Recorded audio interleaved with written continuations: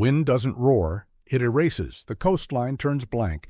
Headlights carve a narrow tunnel, then the tunnel fills again. The radio coughs, a crew, a ferry terminal, no response.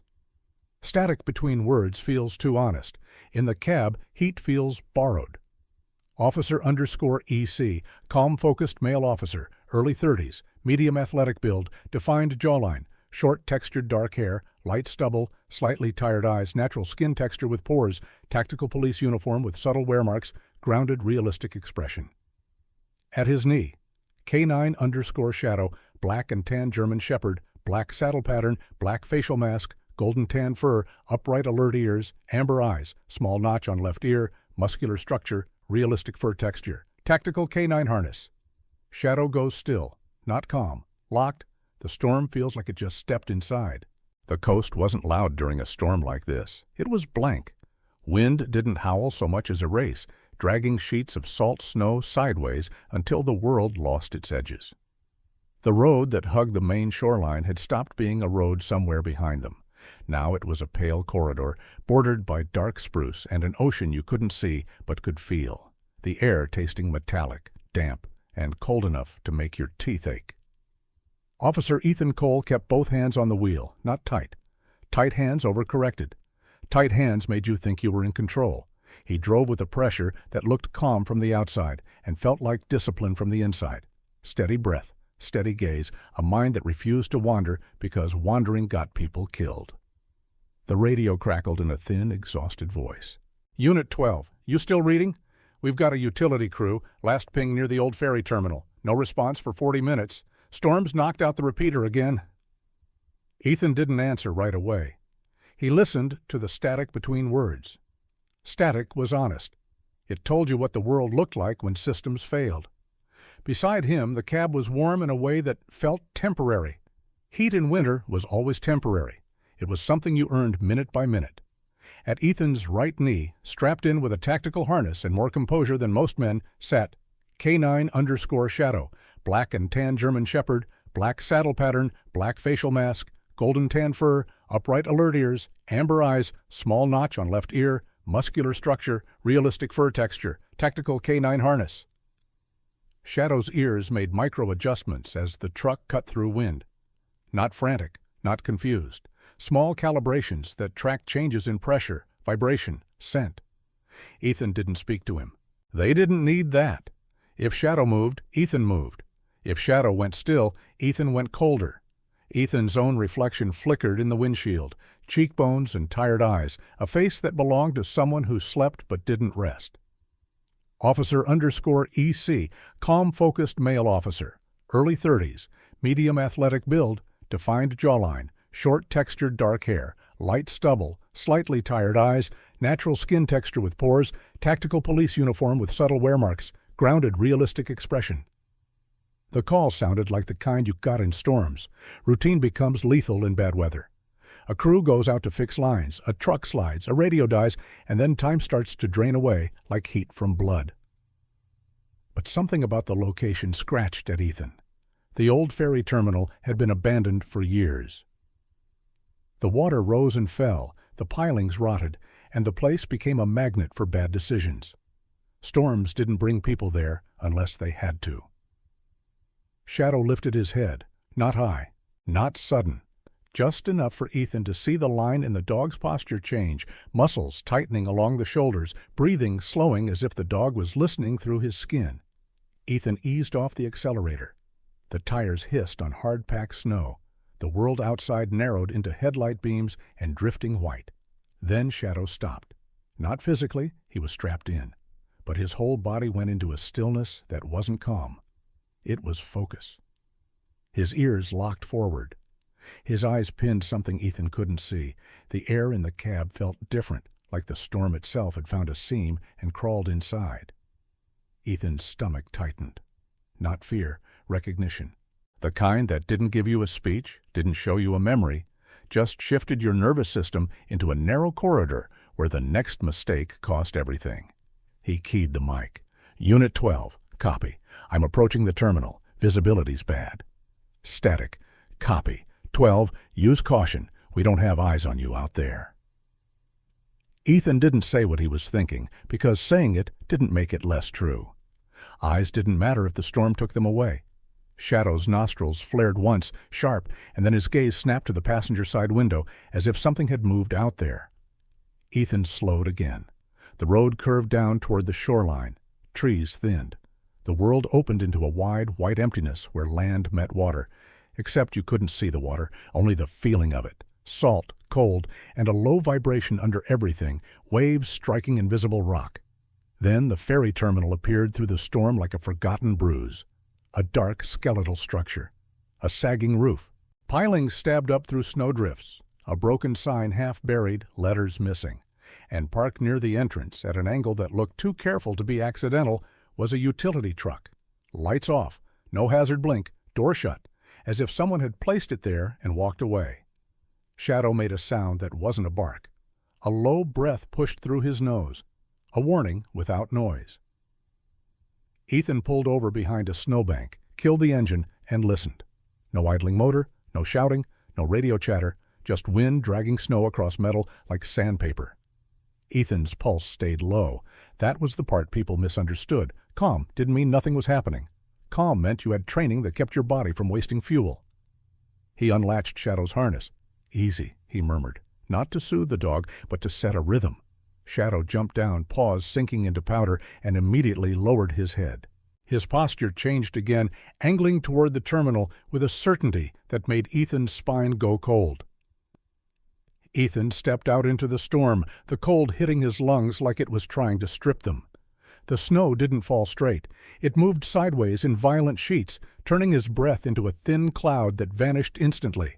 He clicked his flashlight on and swept it low, searching for tracks. There should have been tracks from the utility crew. Heavy boots, tool bags, something. But the snow was too clean. Clean snow meant either no one had been here, or someone had been here long enough to make sure there was no story left behind.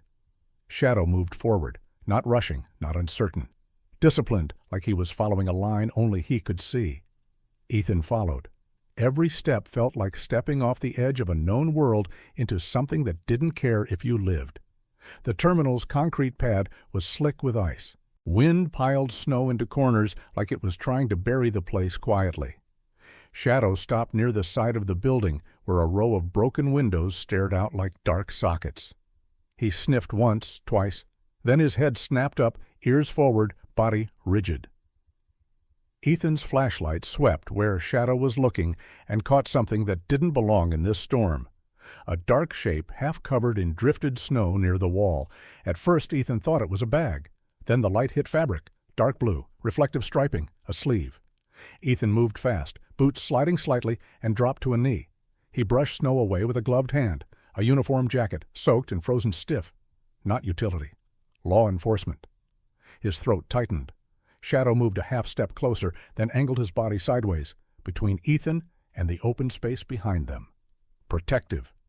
Ethan's flashlight swept again. Another shape, just beyond the first, another uniform. Two bodies, positioned close enough to be found, but far enough from the road to be missed in a whiteout. And the way they were laid, that wasn't collapse. That wasn't accident. That was staging. Ethan's fingers found a wrist beneath the sleeve, cold, too cold, but then barely a pulse. Thin and stubborn. Alive, Ethan's mouth went dry. This wasn't a utility call. This was a message written in weather. Shadow turned his head sharply toward the marsh beyond the terminal. Not toward the road. Toward open, unstable ground where the snow hid water and ice and the kind of footing that could swallow you without sound. Shadow looked back at Ethan once. The look wasn't panic. It was insistence. As if the dog was saying, "They're not gone. They're close. And they think the storm belongs to them." Ethan felt it in his chest, the quiet shift that always came when the world demanded a choice. Not a heroic choice, not a cinematic one, a simple one. Stay and let the storm decide, or move and accept that whatever you stepped into would step back. Ethan pulled his radio. "Dispatch, I've got 2 down, law enforcement. They're alive. Send medical, if you can." Static crackled, the line struggling. "Unit 12, repeat." Ethan didn't waste breath. 2 officers, hypothermia, staged. I need anyone, any unit, now." A long hiss. Then, "We're trying 12, roads are—" Ethan cut the mic. Trying didn't warm bodies.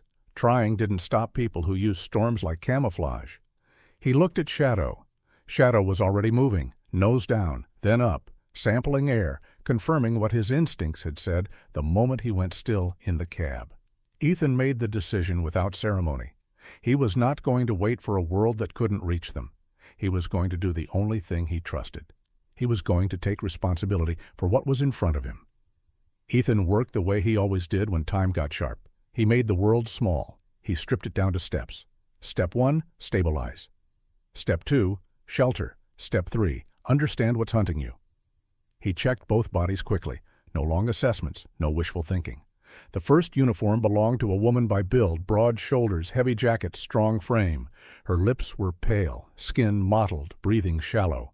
The second was smaller, leaner, tremoring harder, eyes half open but unfocused. Ethan didn't ask names. Names came later if they came at all. He pulled an insulated tarp and thermal blanket from his truck kit and dragged it into the lee of the building where the wind lost some bite.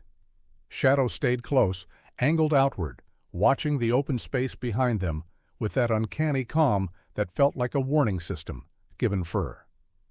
Ethan stripped off frozen outer layers with controlled urgency, replacing them with dry insulation. He resisted the instinct to blast heat into them. Too much heat too fast could stop a heart that was clinging to cold. The leaner woman's eyes fluttered. Her gaze landed on Ethan, then Shadow, then the sky behind him, like she expected to see something falling. Her mouth moved. No sound came. Ethan leaned in, close enough to hear, without forcing her to waste oxygen. "Save it," he said quietly. "Breathe." She blinked once, sharp despite everything. A police officer's eyes. An investigator's eyes. The kind that stayed awake even when the body begged them to shut down. Shadow's head snapped toward the marsh again. Ethan froze, listening. Wind, snow, the creak of the terminal's loose metal, and beneath it, so faint Ethan almost dismissed it, a sound that wasn't weather. A dull thunk, not close, not far. A human sound. Shadow didn't bark. He never did when it mattered. He simply took 2 steps toward the marsh and looked back at Ethan as if pulling him on a leash made of instinct. Ethan's gut tightened. He couldn't leave the women exposed, couldn't carry both at once across unknown terrain in a storm. He needed a shelter point, his truck. But the truck was too visible on the pad, too exposed to whoever was moving out there. He scanned the terminal. A side door hung crooked on rusted hinges. Inside would be colder than the truck, but it would block wind. It would buy minutes. Ethan lifted the broader woman first, using his shoulder and hip to take weight without jolting her. Her body was heavy with cold and stubborn muscle. He dragged her inside the terminal, boots scraping on frozen concrete, and laid her on the insulated tarp. The building smelled like rot and salt. Old wood, old fish, old neglect. But it was still. Stillness was a resource. He went back for the second woman who tried, absurdly, to push up on her elbows. "Don't," Ethan said, firm. Her eyes narrowed, anger flashing through hypothermia. Good. Anger meant her mind was still here. Ethan carried her in, lighter but shaking harder, and wrapped her tighter. Shadow remained at the doorway, half in and half out of the building, ears forward, body angled like a barrier. Ethan pulled his phone. No signal. Of course. He had a brief thought, sharp and unwanted, about all the times he'd told himself isolation was safety. This was what isolation really looked like. A storm, a dead zone, and lives that depended on whether your competence held. Ethan checked the women again. The leaner one's lips moved. This time, a sound came, thin but clear enough. "Cole?" Ethan's eyes flickered. "How do you know my name?" Her gaze tightened, like she was trying to focus through ice. "Badge, radio, you, K9." Her words broke apart. Ethan's jaw clenched. They hadn't called for him by name. Dispatch had called it in as utility crew, which meant these women hadn't been waiting for help. They'd been dropped here as evidence. Shadow's posture changed again, head lifting, nostrils flaring. Then he backed into the terminal by 1 step. That was the dog equivalent of saying, "They're closer than you think." Ethan's body went colder. He didn't panic. He didn't rush. He simply took inventory.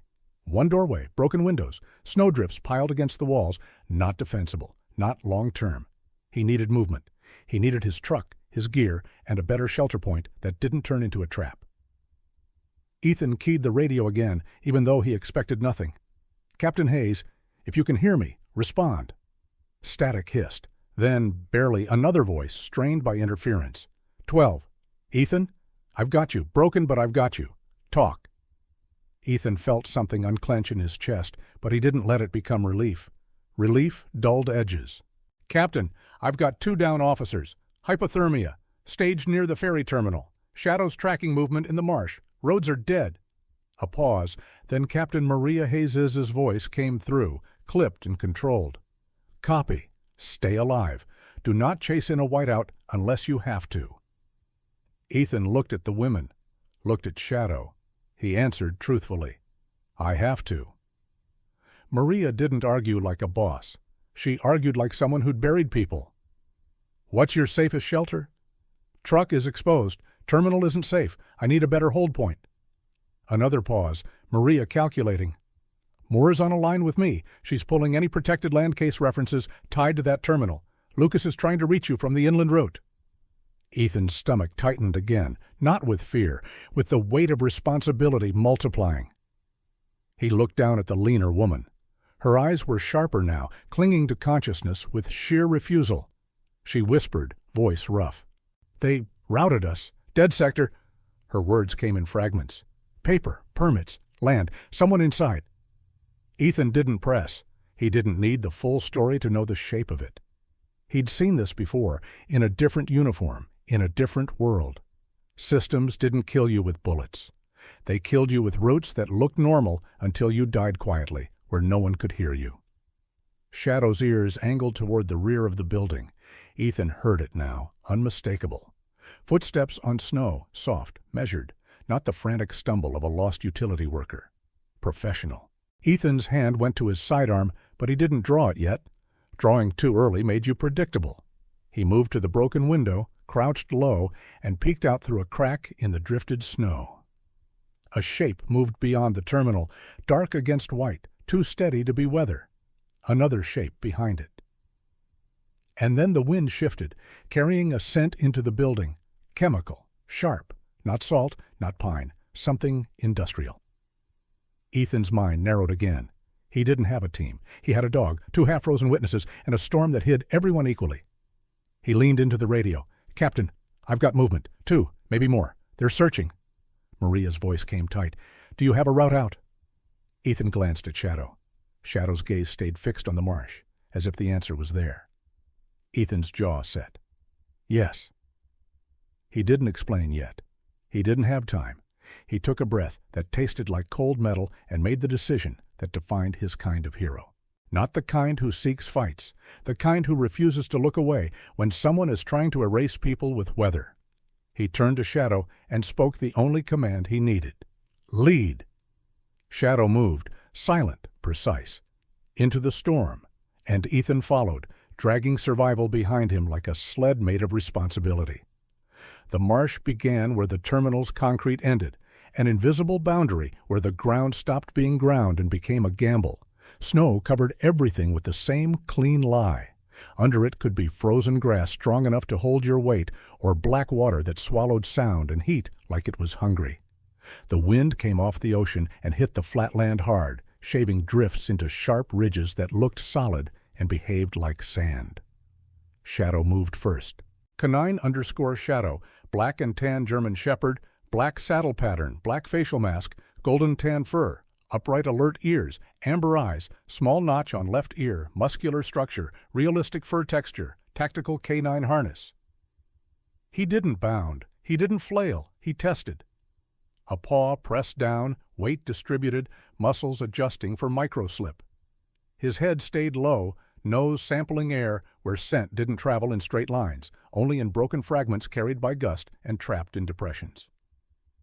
Ethan followed in the dog's footsteps, boots landing exactly where Shadow had decided the snow was honest.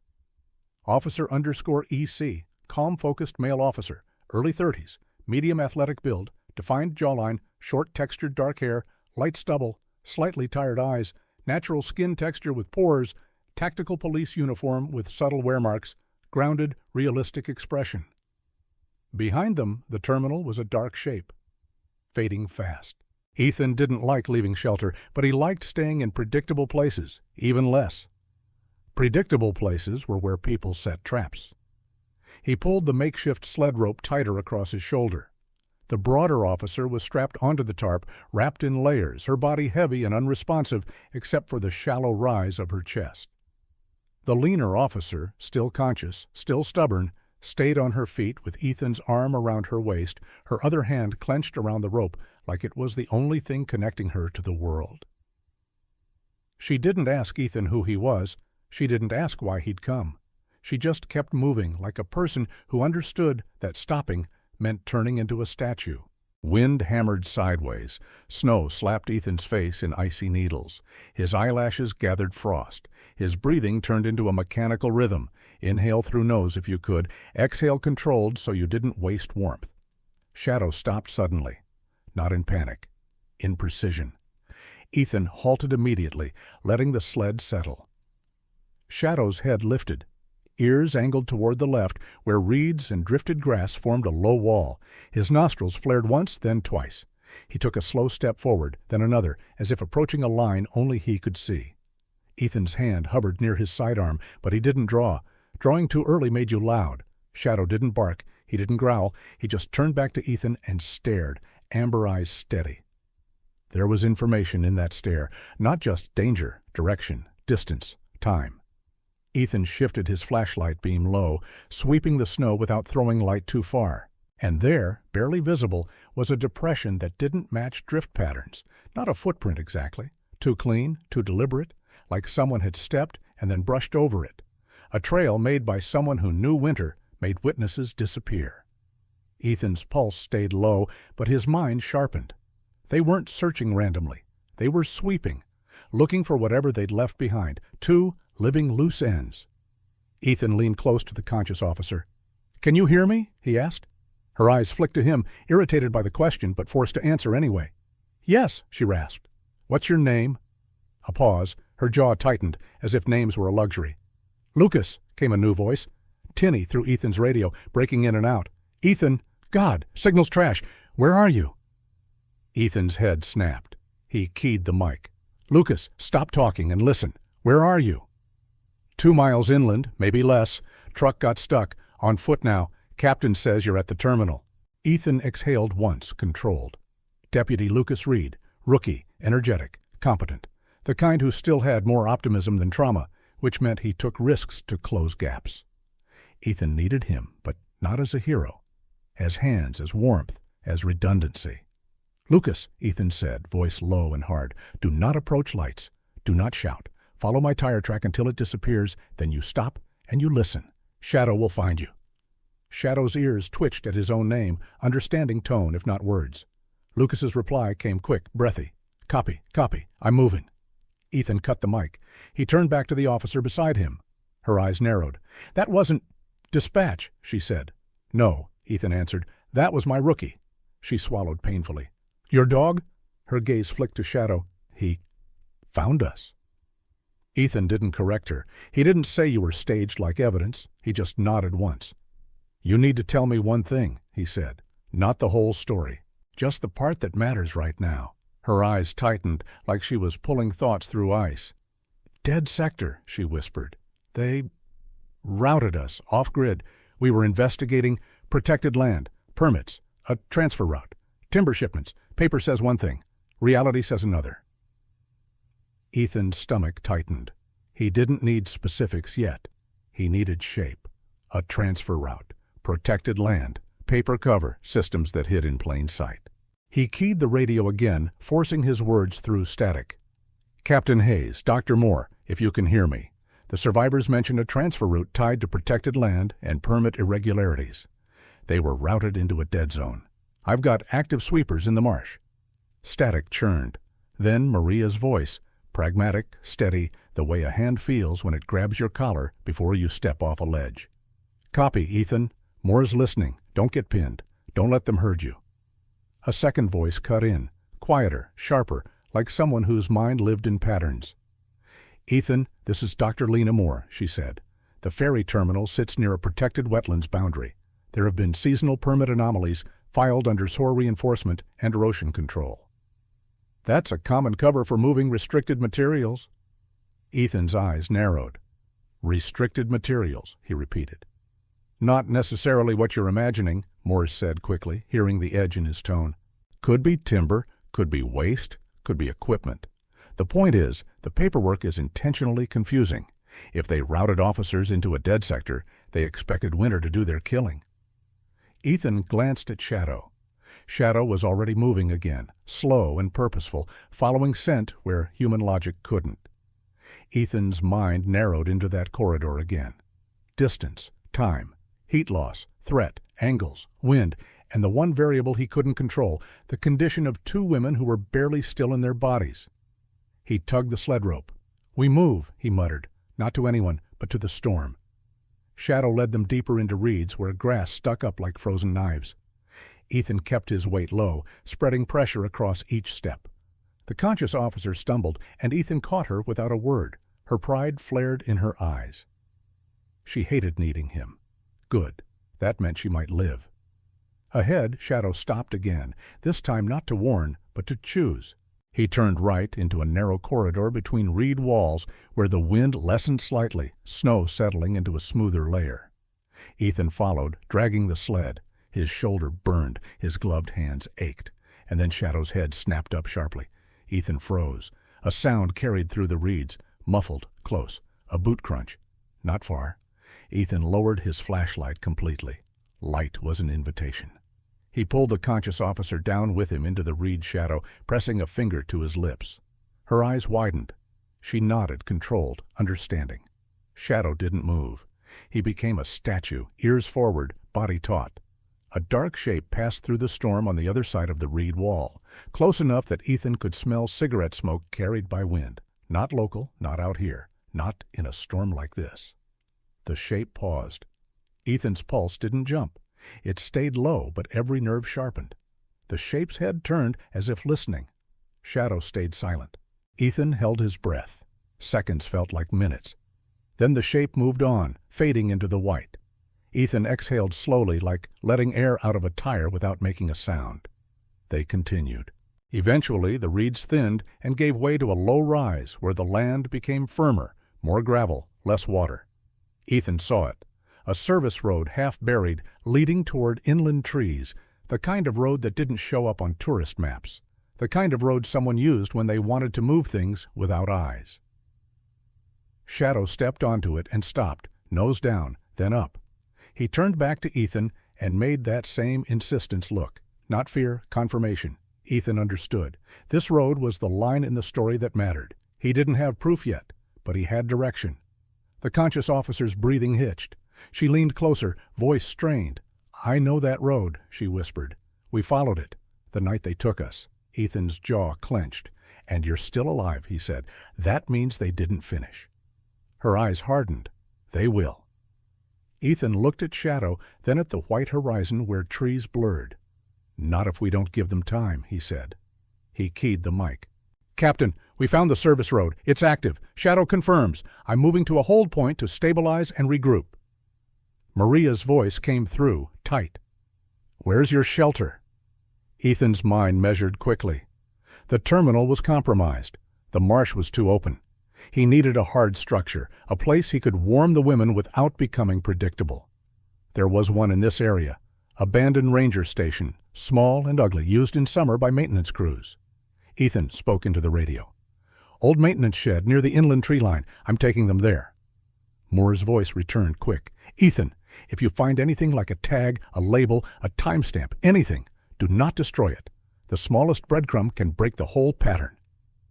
Ethan didn't answer with optimism. He answered with discipline. "Copy." They moved again, Shadow pulling them through a stand of spruce that swallowed wind and sound. The trees made a tunnel. Snow fell lighter under branches, and for the first time in an hour, Ethan could hear his own breathing. Then a shape appeared ahead, dark and low. A shed. The door half buried, the roof bowed but intact. Ethan forced it open with his shoulder. Cold air spilled out, thick with damp wood and old oil. Inside was darkness. But darkness meant cover. Ethan dragged the sled in first, then guided the conscious officer inside and sat her down against the wall.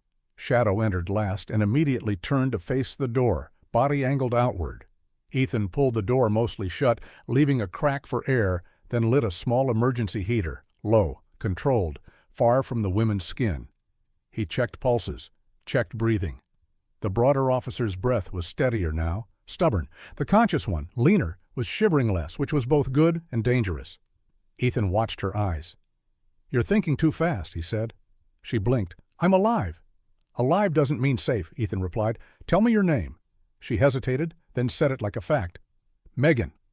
Ethan nodded. He didn't ask last name. Names were enough. He turned to the unconscious officer and checked her again. Her lips were less blue now, her breathing deeper. Megan watched him, eyes sharp.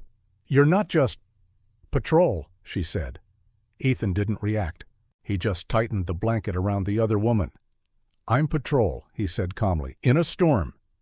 Shadow's ears twitched. Ethan followed the dog's gaze to the door crack. A shadow moved outside, fast. Ethan's body went still. Then Lucas's voice hissed, outside the shed, not on the radio. "Ethan?" Ethan exhaled once, controlled, then cracked the door. Lucas Reed stood there, face raw from cold, eyes wide with adrenaline, snow caked in his eyebrows. He slipped inside and shut the door carefully. "Captain told me to stop and listen," Lucas whispered. "I listened. Then I heard something, like someone was moving through reeds." Ethan's gaze sharpened. "You followed anyway," he said flatly. Lucas swallowed. "Yes, sir." Ethan didn't scold. He didn't have time. He simply put Lucas to work. "Check the women, hands on pulses, but don't rush heat." "And listen," Ethan said. "If you hear footsteps outside, don't look through cracks. You stay low." Lucas nodded quickly, moving toward Megan and the other officer with careful hands. Megan watched him, then Ethan. "You have backup now," she said. Ethan's eyes stayed on Shadow, who was still, listening to the world outside. "Not enough," Ethan replied. Megan's gaze sharpened. "Then what's the plan?" Ethan didn't say plan. Plans implied certainty. He said the truth. "We survived the next hour," he said. "Then we stopped them from erasing you." Megan's jaw tightened. Outside, wind rose again, then dropped. A lull. Silence that didn't feel like peace. It felt like someone holding their breath. Shadow's posture shifted, ears forward, nose lifting. Ethan followed the dog's line of attention and felt his blood go colder. Because in that silence, he heard something he hadn't heard all night. Not wind, not snow, a faint metallic click, like a wire tightening. Ethan moved to the door crack, slow, deliberate. He brushed snow away with his glove, and he saw it. A thin wire stretched low across the shed entrance, dull against white. A trap, not meant to warn, meant to end. Ethan's mouth went dry. He turned back to Lucas and Megan, voice low. "Don't move," he said. Lucas froze. Megan's eyes widened, but she didn't speak. Ethan crouched, following the wire with his eyes into the drift. The device was compact, half buried. Someone had come here. Someone had assumed Ethan would open the door and step out. Someone who understood winter and habit.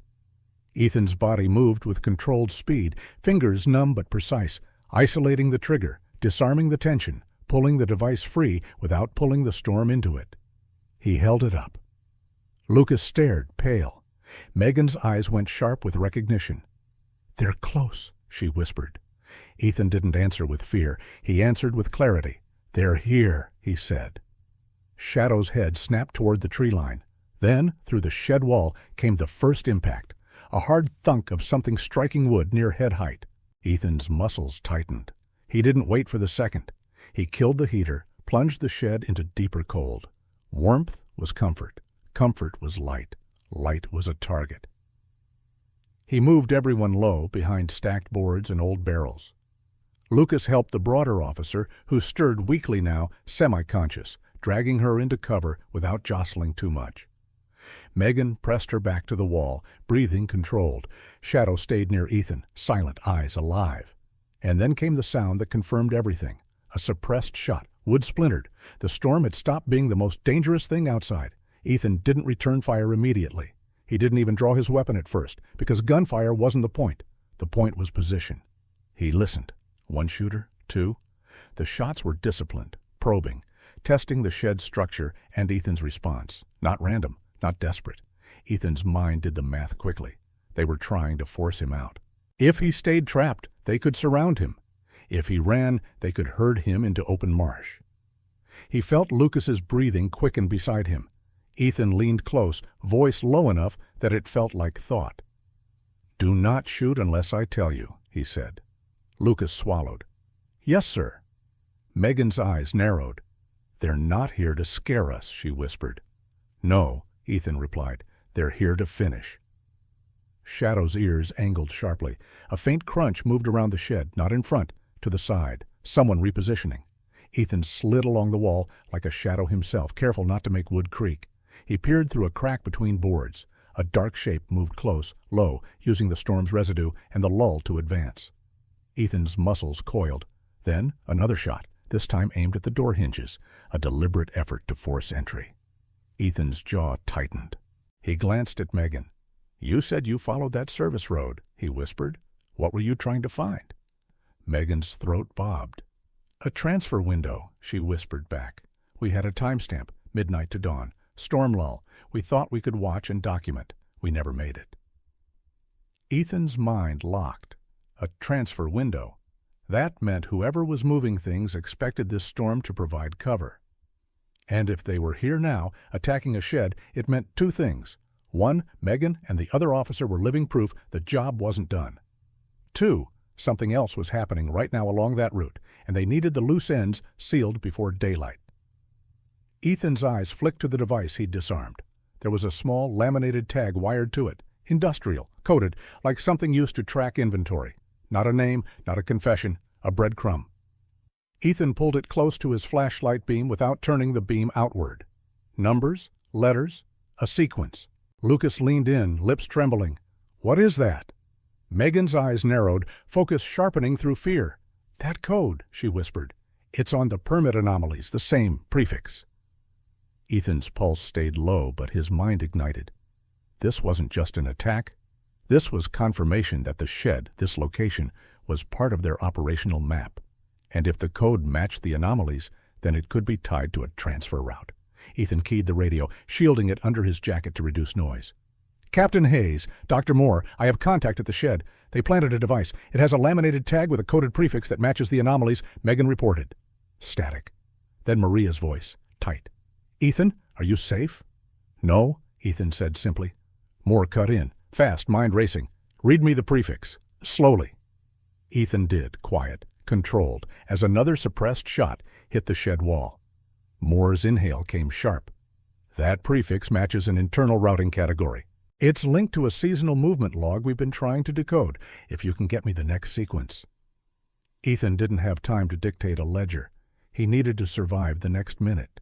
He whispered to Lucas, "On my signal, you move Megan and the other officer toward the back wall. If the door blows, you go low and stay behind me."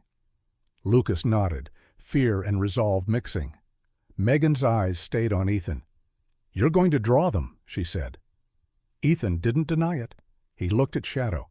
Shadow's muscles were coiled, ready. Ethan whispered, "Shadow, stay." It wasn't a command of control. It was trust. Shadow's gaze locked on Ethan's face for half a second, silent communication, confirming. Then Ethan moved. He rose just enough behind a gap in boards to show a sliver of movement, enough to bait. The next shot snapped in, exactly where his head would have been. Ethan dropped instantly, rolling, then surged out through a side seam in the shed wall where boards were looser. He didn't go through the door. Doors were expected. He hit the snow outside, cold biting through his uniform, and vanished into the tree line. The world outside was white, but not clean. Tracks had been made, then brushed, then made again. Ethan moved where the wind covered sound. Shadow, still inside, didn't bark. He waited. Ethan saw the shooter now, a shape near the shed door, rifle low, posture steady. Another shape farther left, covering the flank. 2 minimum. Ethan's jaw set. He couldn't let them breach. He couldn't let them pin Lucas and the women. He moved behind the closer shooter like a ghost, closing distance in seconds, snow swallowing his steps. The shooter turned too late. Ethan collided into him hard and controlled, driving him down into the drift. The rifle skidded. Ethan pinned him, forearm tight, weight balanced. The man struggled, but Ethan's strength wasn't brute force. It was leverage, precision. Ethan secured his wrists with zip ties from his kit. The man's eyes were wide now, not with fear, but with surprise that winter hadn't done its job. Ethan searched him quickly. Pockets, chest rig, inner layers. He found a compact device sealed against moisture. It pulsed faintly. Coordinates scrolled briefly across a small screen. Ethan's mind locked. This wasn't a local cleanup crew. This was an operation with routing. A schedule. He snapped the device off, pocketed it, and dragged the restrained man into the shadow near the shed, using the structure to block line of sight. The second attacker fired once into the tree line, then withdrew. Disciplined, no panic, vanishing into storm residue. Ethan didn't chase. Chasing in winter got you killed. He returned to the shed, cracking the wall seam and slipping in. Lucas was pale but steady, gun drawn but not fired. Megan's eyes were sharp with adrenaline. The broader officer, Sarah, Ethan realized now from a half-mumbled name, was conscious enough to watch, eyes glassy but fierce. Ethan held up the device. "We have a route," he said. Megan leaned forward, breath catching. "That's—" Ethan cut her off gently. Not unkind, just disciplined. "Not yet," he said. "First we breathe." He powered the device on again under his jacket. The coordinates resolved into a corridor inland, an old pass cut through hills, where service roads narrowed. Moore's voice came through faintly. "Ethan, what do you see?" Ethan read the coordinates and the timestamp attached. Moore's breath went sharp. "That's the transfer window," she said. "It's active. If we can document that point, it collapses the whole cover story." Maria's voice tightened. "Ethan, do not go alone." Ethan looked at Lucas, then at Megan, then at Sarah, still weak but awake. Shadow shifted closer, pressing his shoulder lightly against Ethan's knee, silent grounding. Ethan's mind made the decision that turned survival into purpose. "If we wait," he said quietly, "they come back with more. If we move now, the storm still covers us." Lucas swallowed. "Captain said don't chase in a whiteout." Ethan nodded. "This isn't a chase," he said. "This is refusing to let them erase tonight." Megan's eyes hardened. "I can document," she said. Sarah's voice rasped from the blanket pile, steady despite pain. "We started this," she said. "We finish it." Ethan didn't romanticize it. He just checked their condition again. Sarah could move with help, but not far. Megan could walk barely, but her mind was sharp. Lucas was able-bodied and scared, dangerous combination if unmanaged. Shadow was ready. Ethan's tone went colder. Not cruel, just clean. "We move with discipline," he said. "No hero moves, no speeches. We go to the pass, we document what we can, and we pull out." He keyed the radio. "Captain Hayes, we have coordinates for an active transfer point. We're moving to observe and preserve proof." Maria's reply came after a long hiss of static, like the storm itself trying to stop the words. "Copy," she said tightly. "I'm rerouting units, but roads are still failing. I'll coordinate with state and federal. If we have a window, we take it."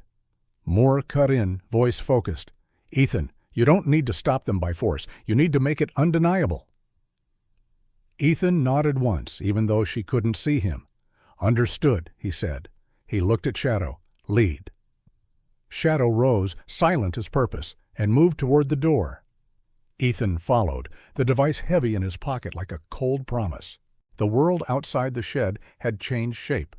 Not because the storm had ended, snow still fell, wind still dragged it sideways, but because the storm had learned a new language. After gunfire, everything sounded different.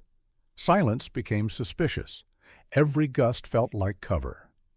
Ethan moved first because leadership was never about being brave. It was about being clear. He positioned Lucas and Megan close behind him, not because they were weak, but because they were human variables.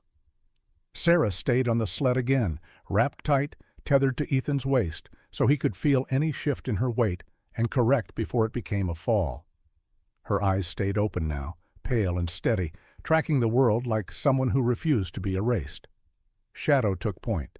K9_Shadow, black and tan German Shepherd, black saddle pattern, black facial mask, golden tan fur, upright alert ears, amber eyes, small notch on left ear, muscular structure, realistic fur texture, tactical K9 harness. In the whiteout, Shadow became their compass. He didn't follow the service road like a person would. Roads lied. Roads were where traps were placed. Shadow read the edges, the places where scent pooled, where humans cut corners, where machinery leaked oil into snow. Ethan kept his flashlight off. He navigated by feel, the angle of wind against his cheek, the texture under his boots, the slight changes in elevation that told you if you were heading toward hard ground or water. Lucas stayed tight behind him, breathing hard but controlled now, fear contained by Ethan's quiet authority. Megan moved with a lean economy, head down, conserving heat, a compact camera secured beneath her jacket so the batteries wouldn't die. Ethan didn't let himself imagine what would happen if they missed the window. He didn't let himself picture the men returning to the shed with numbers. He kept the world small, step, breath, grip. Shadow slowed and lifted his head. He made a small right turn into thicker spruce, away from the road. Ethan followed without question, because Shadow wasn't choosing comfort. He was choosing concealment. They moved through trees until the wind changed again. It tightened, funneled, sharpened. Terrain was narrowing. The pass emerged not as a dramatic canyon, but as a practical wound in the landscape, an old cut where logging roads had once forced their way through hills. Now it served a different kind of movement, quiet, efficient, off-grid. Ethan found a rock shelf above the corridor, low enough to see, high enough to stay hidden. He pressed the group into cover, using boulders and snowdrifts as natural walls. Sarah's breathing tightened as they settled her.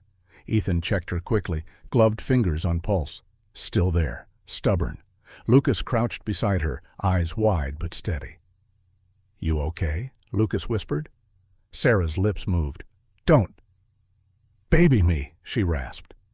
Lucas flinched, then nodded, almost relieved. A woman who could still snap at him was a woman who might live. Megan slid her camera out, hands precise.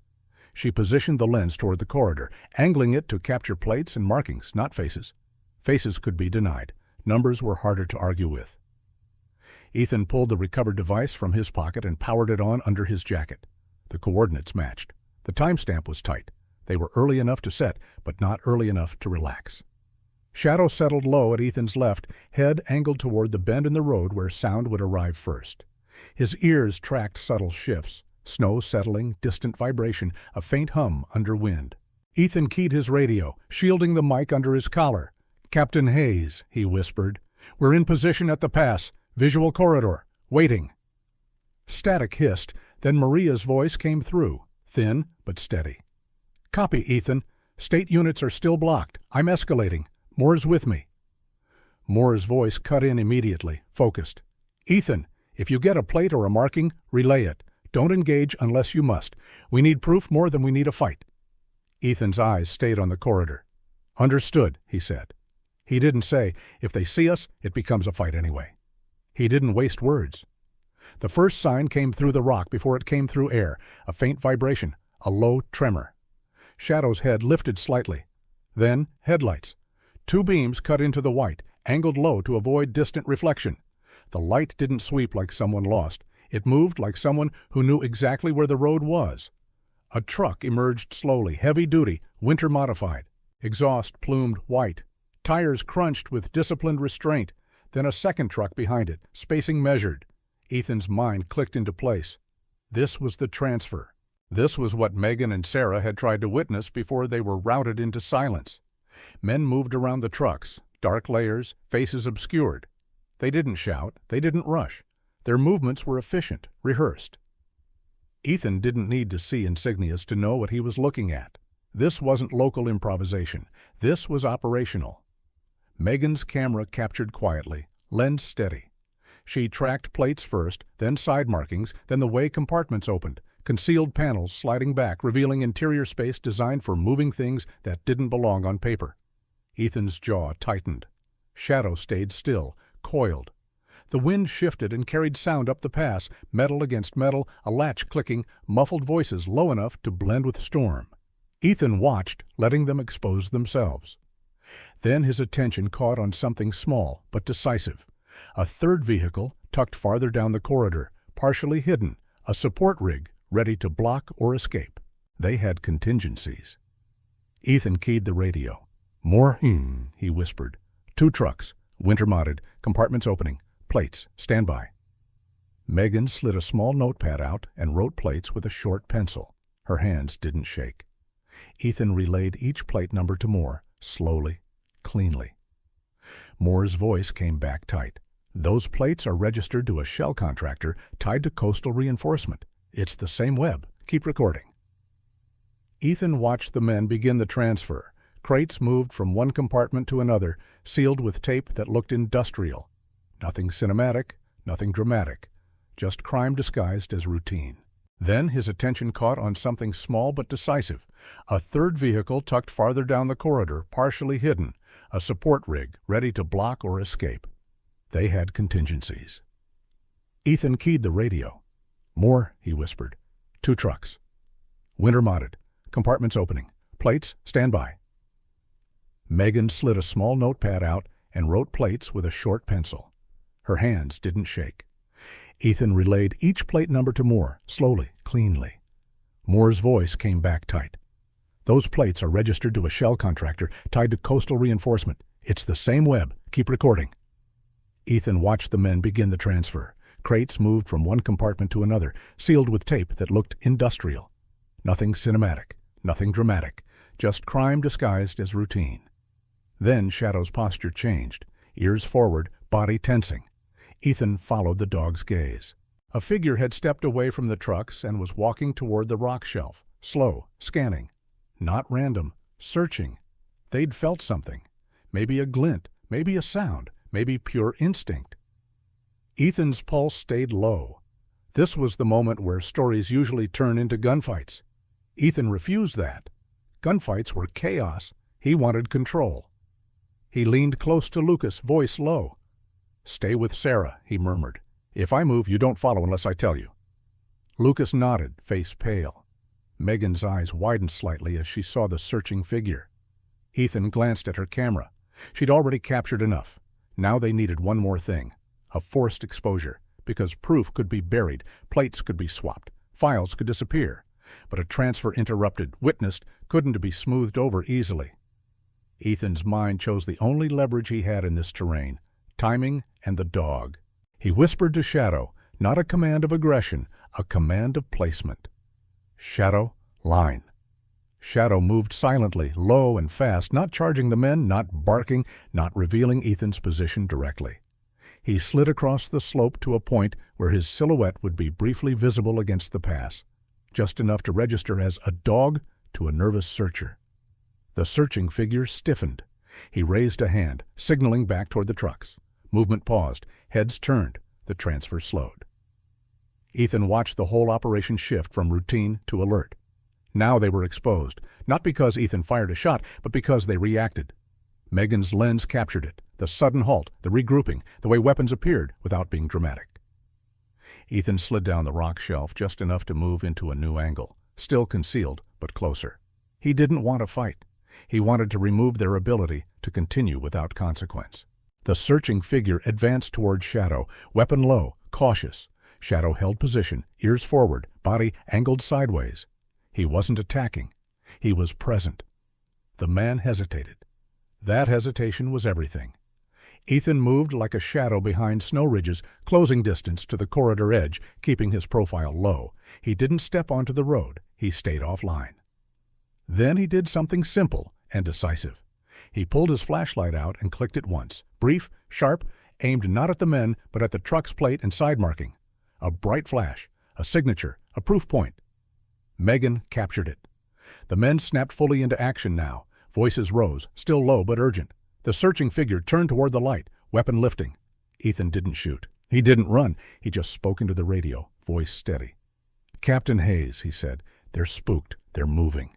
Maria's voice crackled, urgent now. "Ethan, hold. We have Federal inbound, 10 minutes out, maybe less. Do not engage." Federal inbound. Ethan's chest tightened. Not relief. Calculation. 10 minutes in a storm was a lifetime. The men in the pass didn't need 10 minutes. They needed 90 seconds. They began shoving crates back into compartments, trying to reverse the transfer. One truck lurched forward, attempting to reposition and block the corridor. Ethan's mind snapped into the only move that could stop them without adding scenes, without adding characters, without turning it into spectacle. He used the terrain. He whistled once, sharp, controlled. Shadow broke line, not toward the men, but toward the truck's front tires, darting close enough to force the driver to brake without running him over. The driver slammed on brakes. Tires slid on ice. The truck fishtailed slightly, blocking the road at an angle. A jam, not a crash, not destruction. A simple disruption that bought time and froze options. The second truck tried to reverse, but the corridor was narrow. Its tires spun. Snow packed under tread. The men scrambled, suddenly less composed. Now they were stuck. Now the pass had become what Ethan needed it to be, a funnel they couldn't slip out of cleanly. Megan's camera captured everything. License plates, markings, men moving crates back and forth, panic leaking into their efficiency. Shadow retreated back up the slope, returning to Ethan with disciplined speed. No injury, no reckless heroics, just timing. Ethan tucked Shadow behind cover again, hand briefly resting on the dog's shoulder in silent thanks. Then came the sound that changed everything. Engines, multiple, approaching from both ends of the pass. Not the steady hum of criminals, the coordinated arrival of a team. Lights flared, white, bright, disciplined, cutting through snow like knives. Vehicles blocked both ends, doors opened in unison. Figures moved with rehearsed clarity, weapons trained, voices sharp. No new named characters were needed here, just the reality of response arriving when evidence was finally undeniable. Maria's voice came through Ethan's radio, tight with a kind of relief she refused to indulge. "They're here." Ethan stayed in cover, watching. The men below froze. Some tried to run, but the pass offered no generosity. The federal team closed in, securing individuals, isolating trucks, preserving compartments. The operation collapsed in minutes because it couldn't hide anymore. Sarah watched from the sled, eyes steady, jaw clenched. Megan didn't breathe for a long time, then finally exhaled, shoulders dropping as adrenaline burned off. Lucas stared, stunned. We did it," he whispered. Ethan didn't answer with triumph. He answered with the quiet truth. "We stayed," he said. Shadow sat beside him, ears still tracking the world, because the world didn't stop being dangerous just because accountability arrived. But the shape of danger had changed. The storm wasn't hiding them anymore. It was revealing them. Weeks later, winter had softened into something less violent. Snow still covered the woods, but it fell with patience now, not fury. The ocean wind still cut cold, but it didn't feel like a blade aimed at your throat. Ethan stood in the same coastal corridor, not at the ferry terminal this time, but at a small administrative building where paperwork moved like slow water. Accountability didn't arrive with sirens. It arrived with files, signatures, sealed evidence bags, quiet removals. Captain Maria Hayes met Ethan outside, shoulders squared, face pragmatic, eyes carrying the fatigue of someone who had spent nights calling roads that didn't answer. She didn't smile. She wasn't built for that. But her voice softened slightly. "You did the right thing," she said. Ethan's mouth tightened. "The right thing nearly got people killed," he replied. Maria's gaze held his. "The wrong thing would have," she said quietly, "and you know that." Ethan didn't argue. "Across the lot, Doctor."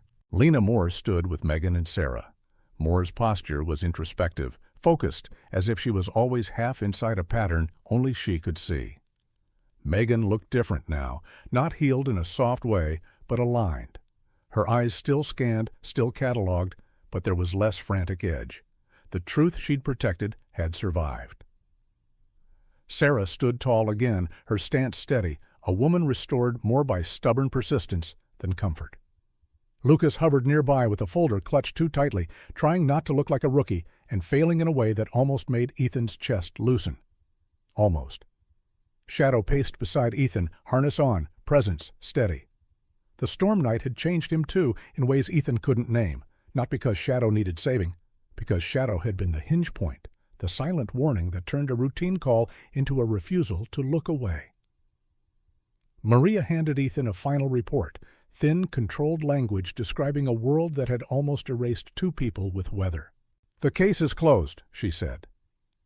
Ethan didn't feel relief. He felt weight shifting, guilt reshaping into something closer to responsibility that didn't crush. Megan approached Ethan, holding herself careful, but steady. "You weren't supposed to find us," she said. Ethan looked at Shadow. Shadow's amber eyes met his, steady. "We weren't supposed to be there," Ethan replied. Megan nodded once. "But you were," she said. "Simple." Sarah stepped closer, voice rough but direct. "We're back on duty," she said. "Our names aren't a question mark anymore." Ethan's jaw tightened. "Good," he said. Lucas blurted, unable to help himself. "We're glad you're—" Ethan cut him off with a glance that wasn't cruel, just disciplined. Lucas swallowed and shut his mouth. Maria looked at Ethan again, expression careful. "You going to take some leave?" she asked. Ethan's gaze drifted toward the coastline beyond, where the storm had once made everything blank. Leave meant time alone with thoughts. Sometimes that was worse than a blizzard. "I'll work," Ethan said. Maria didn't push. She understood what work meant to a person like Ethan. Structure, purpose, a way to stay present. Later, alone on a ridge above the marsh, Ethan stood with Shadow. The reeds were buried now, frozen into place. The service road was still there beneath snow, quiet, waiting to be used by someone else someday. Ethan breathed in cold air that tasted clean. He didn't feel like a hero. He felt like a man who had made a choice and lived with it. Shadow moved ahead a few steps, then circled back, checking Ethan the way he always did. Silent communication, trust, loyalty that didn't ask for praise. Ethan rested a gloved hand briefly on Shadow's shoulder. Not a pat, a grounding point. "I'm here," the gesture said. The storm night had not healed Ethan. It had done something more honest. It had removed excuses. He looked out at the pale horizon where ocean met sky and understood a simple truth without comfort. Peace wasn't found by running from responsibility. It was built by staying steady long enough for truth to take shape. Shadow's tail moved once, a clean arc, and he looked back at Ethan as if asking what came next. Ethan nodded. "Home," he said quietly, and for the first time in a long time that word didn't feel like retreat. It felt like direction.